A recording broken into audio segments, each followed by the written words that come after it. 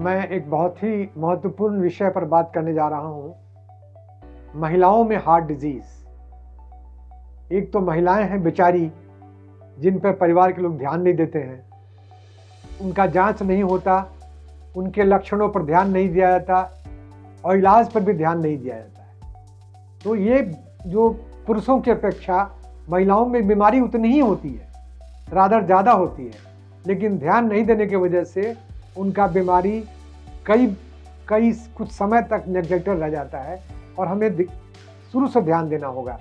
जब मेनार्की होता है बच्चियों का, उस समय से लेकर के प्रेगनेंसी और उसके बाद मेनोपॉज, क्योंकि प्रेगनेंसी जो है उसमें यदि ब्लड प्रेशर बढ़ा, डायबिटीज़ हुआ, तो वैसे लोगों को फ्यूचर में हार्ट डिजीज़ की संभावना बढ़ जाती है।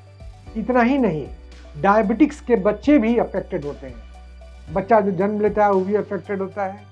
और हमें देखना पड़ेगा कि क्या क्या रिस्क फैक्टर प्रेगनेंसी के दौरान है जो कार्डियोवास्कुलर सिस्टम को अफेक्ट कर सकते हैं।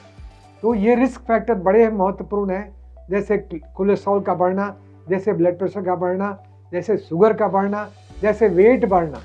और ये भी महत्वपूर्ण है कि डिलीवरी के बाद व्यक्ति लेडी का वजन यदि नहीं घटता है तो हमें सावधान रहना पड़ेगा, हमें जांच करनी पड़ेगी उनकी।